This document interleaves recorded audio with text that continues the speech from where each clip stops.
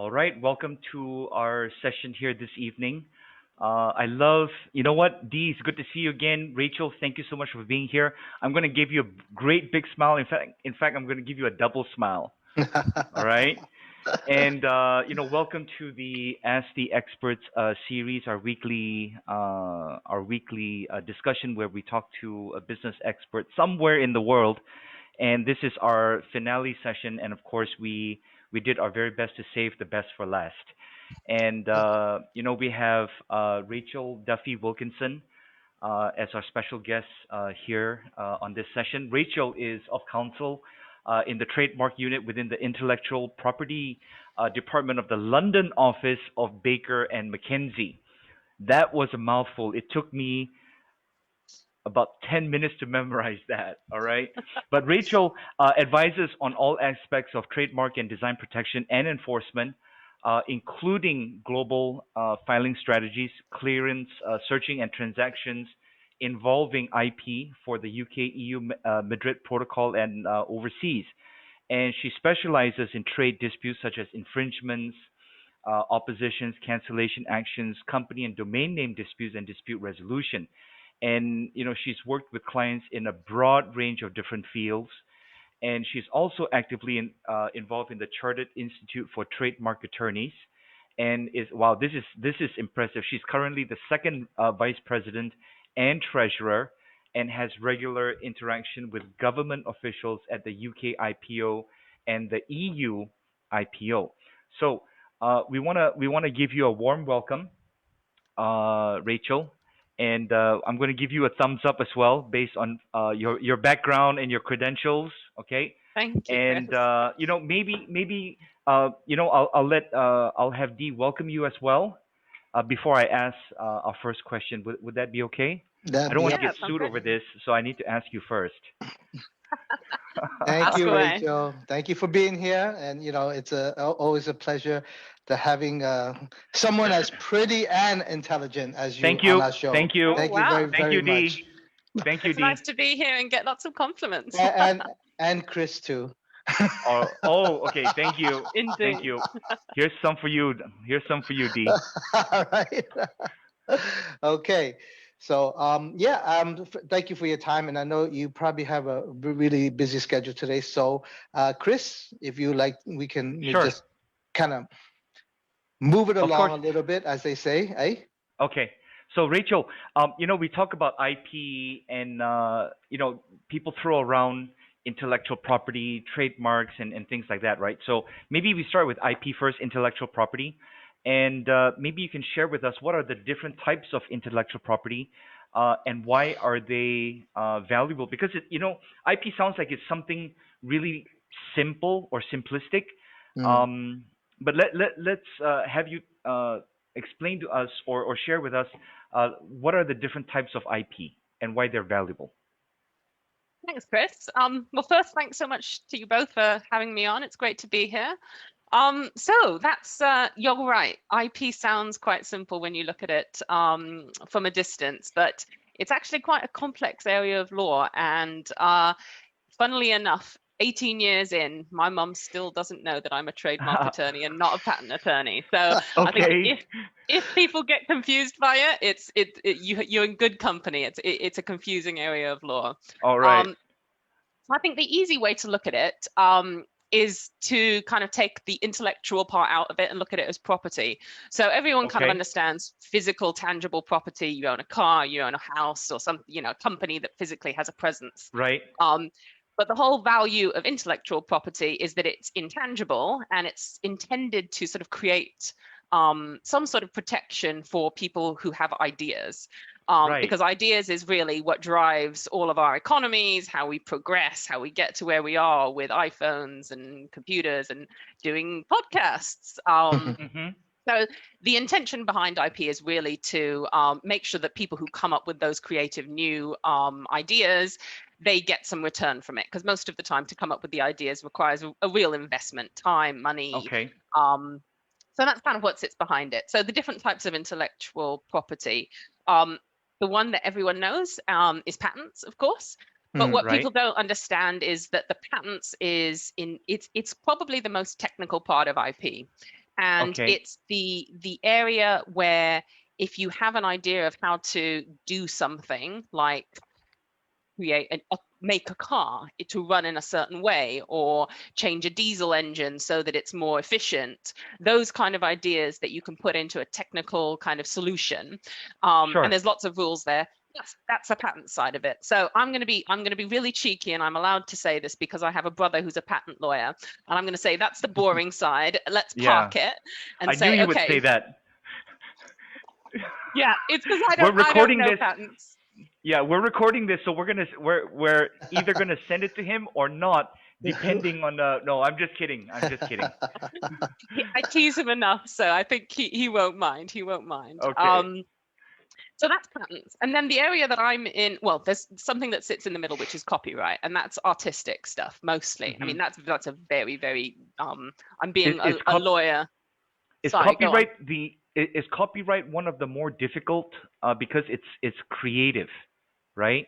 With patents, it's like this, or with IPs, it's that. But with copyright, creative stuff, it's like it could be this or it could be that, right? You mean it's like a little bit more abstract or something like that? Yeah. Is that right? Does that sound about right?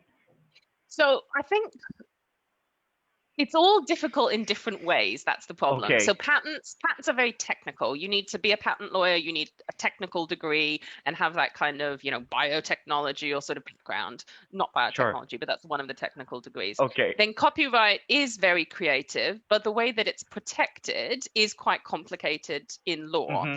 And the reason because of that is because it's generally it's a right that isn't created by registering it.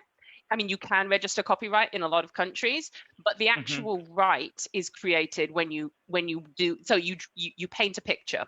You've automatically, you get copyright as soon as you've created something that qualifies as a right. Okay. So where it gets a bit.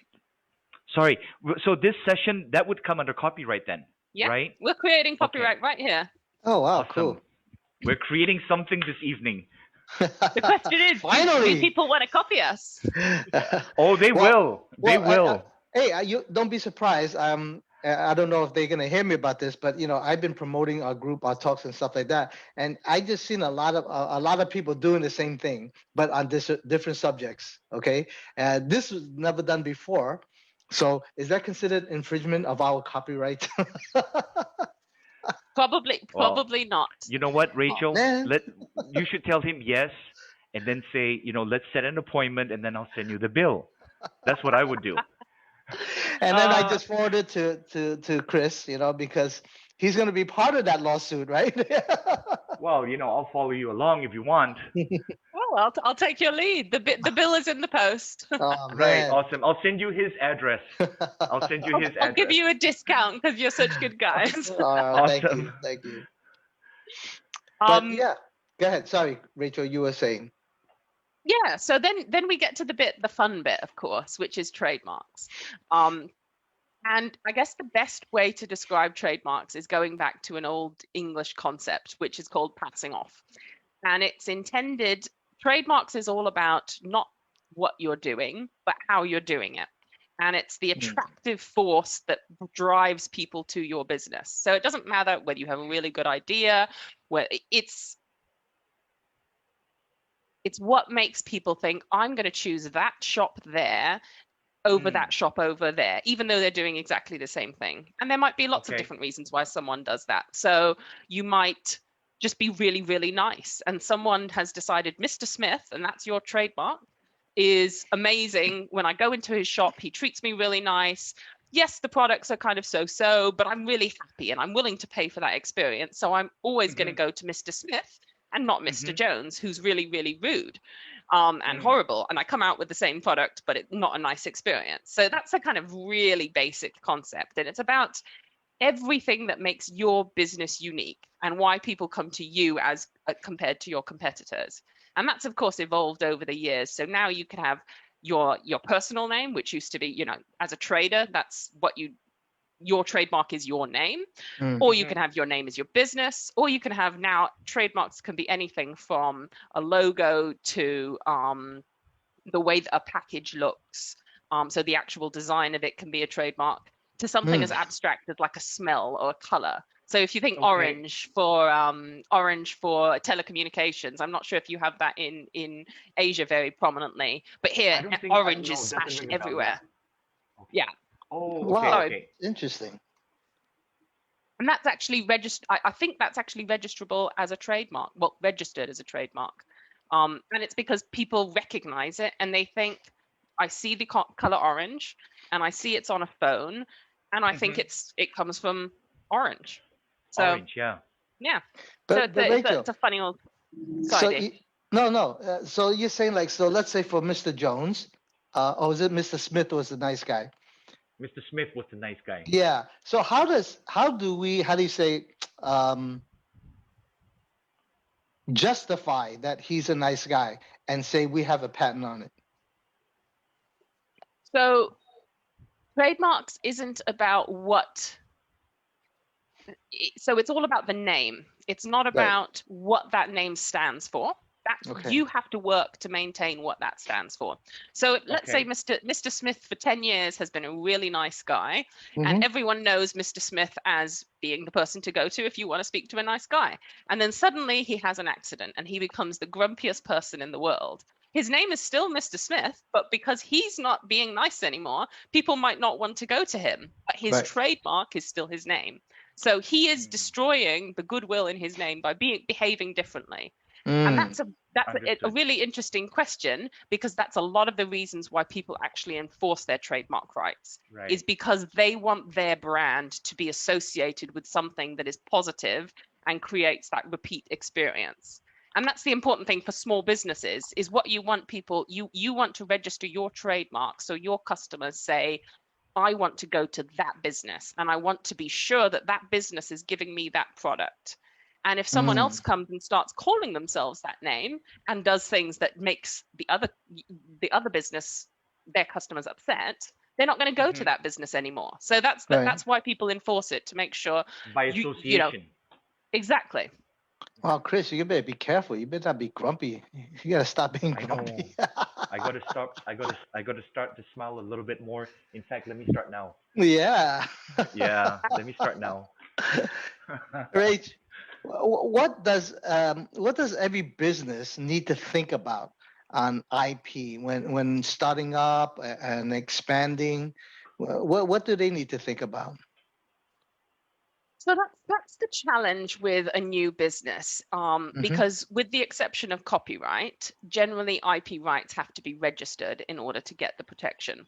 That's a very blanket rule, because Okay. some rights can be accrued through building your business, but generally you have to register, and that costs Hmm. something, of course. And so it's often a balance, and I'll answer your question looking more at the trademark side of things. Okay. And so you're a small business, you're starting out, you've decided to call yourself Jbro, let's just say Jbro for the sake of making up a name.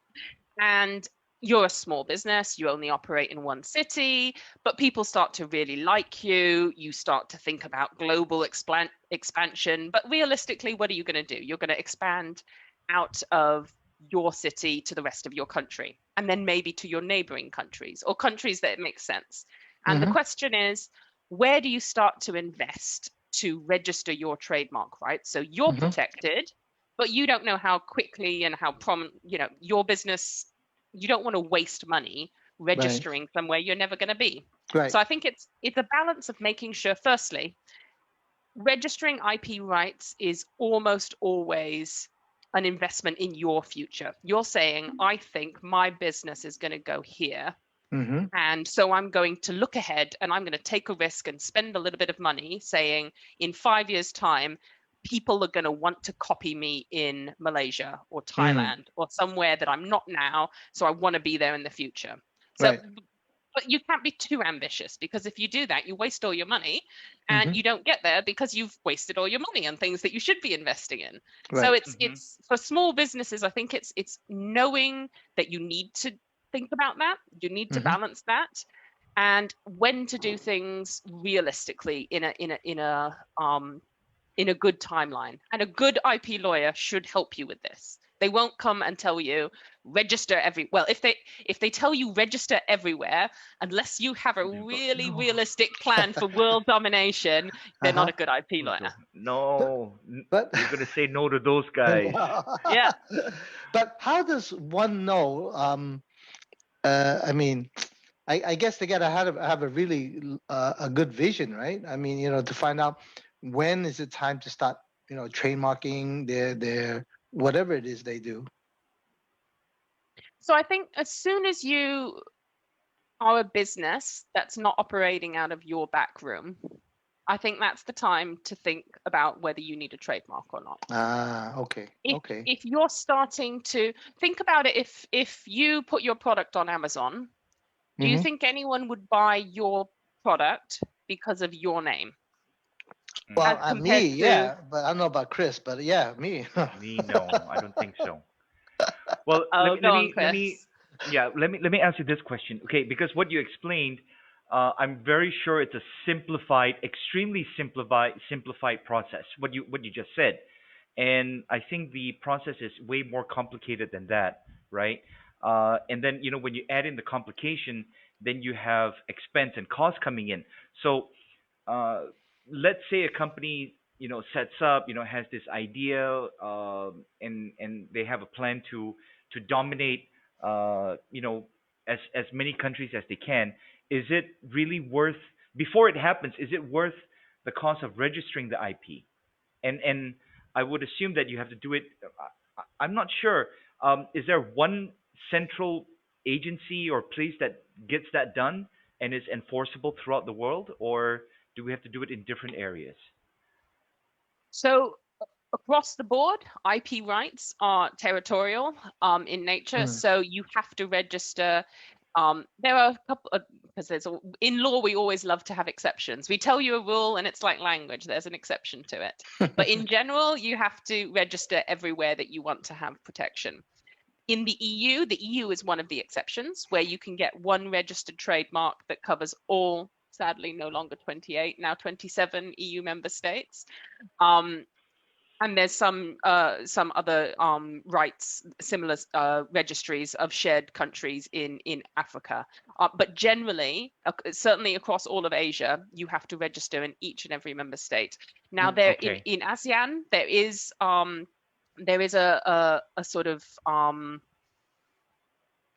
it's A not a body? central registry as such, but Mm-hmm. there are mechanisms whereby, and it's quite complicated, so I don't want to go into the Okay. detail, but there are ways of registering and kind of tying up. I want to register in all the ASEAN countries, and so you get a sort of Mm-hmm. discounted package. I think that's the easiest way to say Okay. Right, it. a package deal, right? That's Yeah, very yeah. Asian, Buy one, get one It's free. like, yeah, yeah. Well, A I lot mean, of the yeah. work. Sorry? Sorry, Dee. No, go ahead. Go ahead, Rach. I was going to say a lot of the work, you were talking about the expense of having to register and all of that. It's figuring out what you need to have for your business. So Mm. Mm-hmm. what trademarks do you need? Are you only operating under a name? Do you have a slogan? Do you have a logo? Are you doing something Mm. that's a bit edgy? So you might have a different type of trademark. And Mm-hmm. then trademarks are always attached to the goods and services that you are using for. And so Right. it's like figuring out the piece at the beginning, a bit of a puzzle, and saying this is the rights, so the trademarks and the goods and the service that you need, and the countries. And Mhm. then you can figure out where you actually need to register. The filing of a trademark, you're totally right, Chris, is really quite easy. It's a form. You do need to know what you're doing to some extent, but in lots of countries, you don't even need a representative to do the filing. The problem Mm. is you Okay. might get a registration, but you might not be able to enforce it. And the whole point of the Ah, right is to enforce it the if you need enforcement. to. Mm. Right. Yeah. Okay, that makes sense. That makes sense. Well, when we talk about enforcement, how would enforcement be handled? Let's say cross border. Oh, how long do we have? Let's see. Less than 18 years. I mean, There's we hear a lot of lots of stuff in Asia, right? So I'm just curious. Yeah. So enforcement really is, I'm joking, of course, about how long we have, but there are so many different ways to enforce. I think the main ones are, I mean, what's relevant a lot in Asia and the new businesses who are operating a lot on platforms, there's the legal enforcement and then there's the kind of practical enforcement. Mm. I thought you So, were going to say illegal enforcement. well, I can take those calls. yeah, because If you need to, I'll not cover those ones. yeah, if you need to sub anything of that nature out, Dee will give you my number. Noted, noted. Yeah. So if you're looking to enforce online, often a really good starting point is to go to the platforms and basically say, this person is doing something which is illegal. And you do need to know whether what they're doing is illegal. So counterfeits or a brand that's really very close to you and would in court be held up by a judge to say that they're infringing your rights. And Okay. platforms will look at that and they will say, I kind of agree or I kind of don't agree. And that can be a very quick and easy way to do it, because if it's an obvious infringement, then most platforms will stop that. So the Amazons, the, you know, those kind of Facebooks, TikTok, all of those, they will have a legal department who will look at those complaints and say, is this actually a problem? But the threshold is quite high. So if you have something that's a bit more borderline, someone's who's doing something a bit naughty, but the platform looks at it and says it could go either way in court. The best way to look, there's two ways to enforce in that sense. There's one, are they actually trying to register a conflicting right on the register? And if they do, that's probably the cheapest and easiest way to try and enforce. By going and saying, you're trying to set up something that infringes my rights and you're trying to get your own rights that encroach on it. And registry proceedings are always much cheaper because it's administrative, which is a lawyer's way of saying it's not as expensive as going suited up and in a gown before a judge who will decide on your infringement with a gavel. But then if you actually want to stop their use in the marketplace, the only thing you really can do is take it to court. And unfortunately, that judge will knock his gavel and decide whether or not your rights have been infringed or not. And unfortunately, those proceedings are very expensive. And so for small businesses, it's always a balance between how much is this infringement really impacting on my business growth? Are they are they doing something that's going to wipe you out? In which case you have to go to court. If they're doing something that's just a bit naughty, but I can kind of tolerate it, you might not think it worth the investment. And so it's always, there's never, and this is going to be a typical lawyer's response, there's never a right answer. You have to kind of balance everything and decide whether it's worth incurring the cost of the money. Right. But if you think about how valuable these things are, it really is important to think early. And that's the main thing for small businesses. Think early, because the small cost of registering makes it so much easier and so much cheaper when you get to the problem and you haven't done anything about IP rights. That's when things are really expensive. So the enforcement part, it's basically you have to file a complaint. There's nobody looking out for you. Is that right? On the register in some countries, so if you apply to register a trademark in some countries, I think Malaysia is one of them, China's definitely one of them, the office will look at it and they will say, is there anything else on the register that conflicts? So they'll do a bit of a sanity check for you, and if they think there is, they will say, we're not going to let you have that. So there is a kind of stopgap there. The problem with that, and the reason why countries like the EU and well, the EU isn't a country, but jurisdictions like the EU and the UK, they don't have that. And that is because IP rights have become so cluttered and the trademark registers are very cluttered. The reality is you have lots and lots of different conflicting rights that in the marketplace are completely fine to coexist. But on the register, they clash. And if you took them to court, the judge would say, this is infringing. So it's a kind of, it's a frustrating thing when you want someone to take action without you having to incur the cost. Right. But the reality is, in some of those, like in the UK, if you could never register a trademark, pretty much, if every time there was a conflict, the registry said, oh, you can't have that. But the reality is that they go through all the time because the other owners look at it and they say, yeah, you're doing something different. I don't mind. Oh, okay. So it's a funny balance. Let's talk about co-branding. Co-branding is that a good idea? Like, what do you need to watch out for? Or maybe we can, if you can elaborate a little bit about co-branding.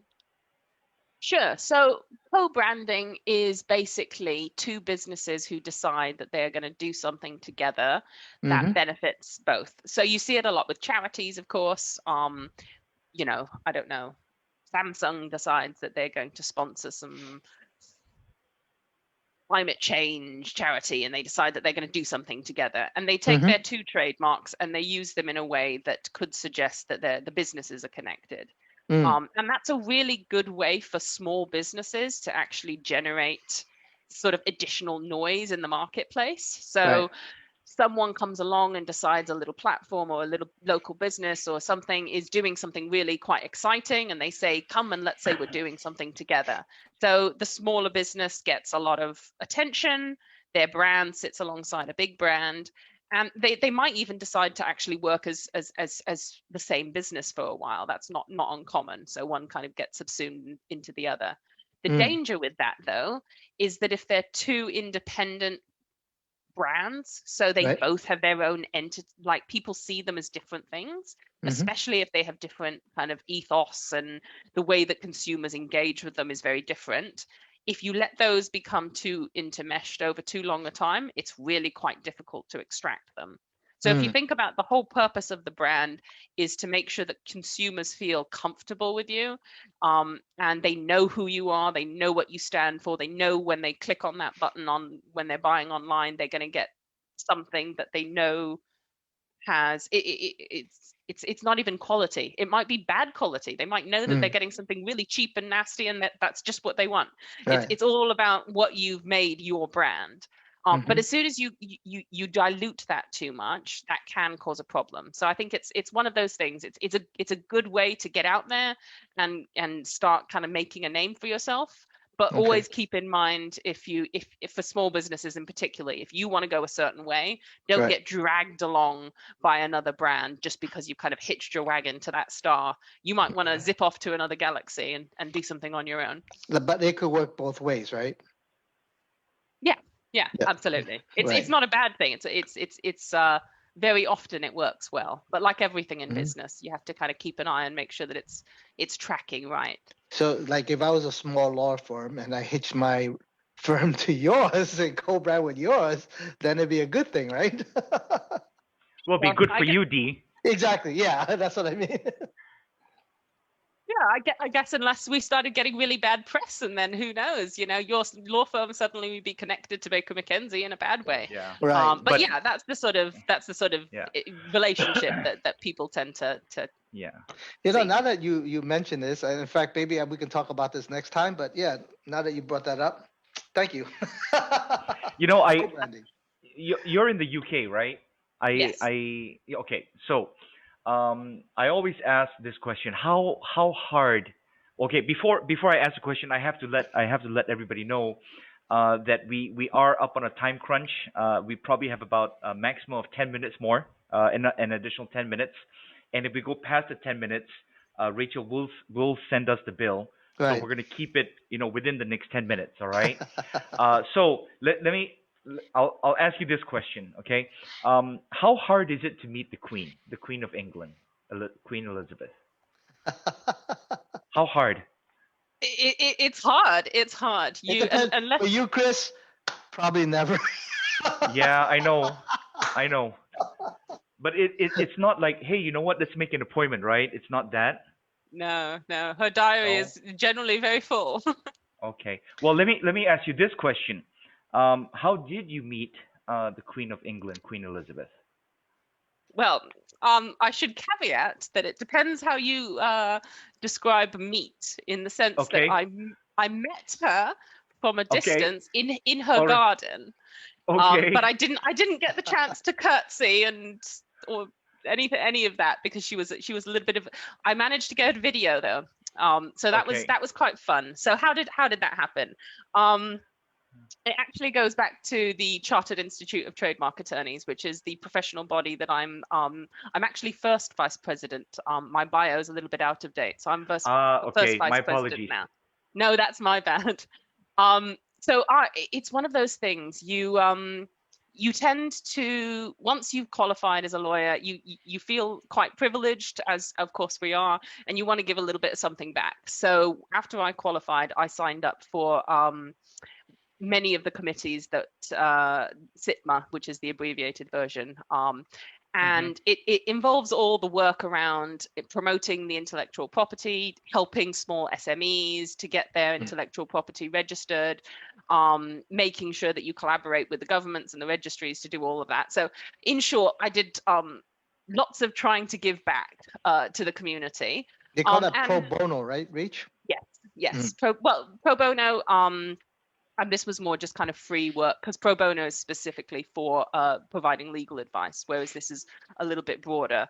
But basically, did it without actually thinking I would get anything back from it. And one day I get an email from the intellectual property office saying, for your services to IP, would you like to come to a garden party to meet the Queen? And I should have brought it up. I have the invite framed. It was a lovely day. And you get to put, the invite says that you don't have to wear a hat, but it would be rude not to wear a fascinator at least. Right. So I found that as an excellent excuse to go shopping. So as if we all any ladies needed one. So Yeah. so the invitation was kind of like false advertising. How so? Well, they said, "Would you like to come to the Oh garden yes, and meet the Queen?" But you didn't get to meet the Queen. So is that something that you can bring up in a lawsuit or something? Possibly. No, don't do that. The problem is she's the Queen. We have a general rule that we let her do whatever the hell she wants. Okay. Right. All right. Well, okay, yeah, but all right. Well, I guess she has to have her staff kind of reword those invitations a little bit, right? Well, Yes. okay. Well, So, maybe we'll ask our final question, Rachel, and I'll ask it this way. Usually we ask our guests, as a last question, we would ask them, do you have any advice, for business owners, professionals, since 2021, and since you're dealing with, companies and entities all over the world, right? Do you have any, insight or golden nuggets of information or suggestions on how, if anyone is still struggling a little, maybe you've seen that in your clients and they kind of turn the corner. Is there anything that you can share with us that would encourage business owners today? so I guess I have to say that from an IP perspective. Mhm.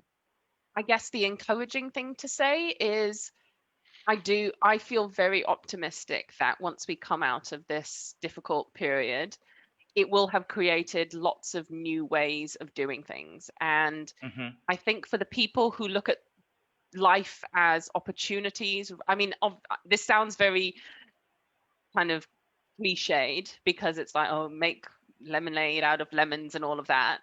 But I do think Well, we that there are a gotta. lot of opportunities there. Hmm. And we're already seeing new businesses, new ideas coming through, it's in some ways, it's very, very sad that so many businesses have struggled the way that they have and the challenges that they have had. But I think that there's also lots of opportunities. So I think if people could look at it, and that's where IP comes into it to some extent, looking at Mm-hmm. new ways of doing things is exactly what Mm-hmm. IP is about. How can we take something and make it better by doing something creative, making something a little bit more, someone didn't think about that before. So I think that even though it's been a really tough old year, and probably for a bit longer, I think that's probably the lemonade Yeah. sitting at the end. Right. And I guess for those businesses who've had real challenges, especially in the EU, and I know that there's equivalent organizations and things in Asia as well, is look for people who are helping SMEs with this is not just IP, but legal advice across the board. You were talking about pro bono work. Right. There is a lot of people who want to give something back and want to help people who might be struggling. So if you're a business that has had a really difficult time because of the pandemic and you would like to get back on and start thinking about those things, look for those opportunities, because there are people out there who are happy to help small businesses with that side of things. So Sure.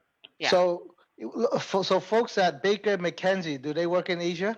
Do they have offices in Asia? We absolutely do. We have many offices. Okay. We- So if anybody wants to, but they don't just deal with IP, is that correct? That's correct. We are full service law firm. And okay, so and it's like I might if you need to go give them a call. yeah. So it's like basically they can, anybody who's listening here, they can go to www at bakerandmckenzie.com. Is that right, Rachel? Yep. Although Cool. if you're Can we get looking that from spelled out? yes, BAKERMCKENZIE.com. We'll put that on the replay for us, Rachel. Okay, Yep. great. Okay. But if anyone is looking for pro bono work, maybe send an email to me, because there's certain ways to channel it through the firm. So Okay. Awesome. Well, to Awesome. send an email to Rachel, you can just message us on Facebook, and then we'll forward it to you, Rachel. We'll put a stopgap and collect some funds on the way before it ends up. No, I'm just kidding. I'm just kidding.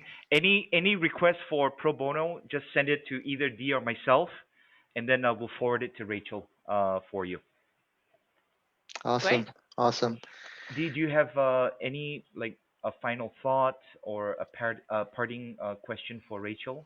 As always, we want to wish you all, I guess, a special thanks. And, we hope they and their families will always, be safe during these crazy times. And, thank you so much for sharing your time with us and our friends. Right. Thank you so thank much, you, Dee. Rachel. Thank you, Thank you. Chris. Yeah. We're gonna end our live session in just a few seconds, Rachel. You just hang back for just like 30 seconds when we do that. I'd sure appreciate it. And I want to thank everybody for watching this session or listening. And we really deeply appreciate the time that Rachel shared with us. It's always a blast doing this with Dee, and all our guests are wonderful. Mhm. Tonight, especially wonderful as well. And once again, we want to offer our deepest thanks to Rachel. Thank you. Yep. Thank you. Thank you. Thank you.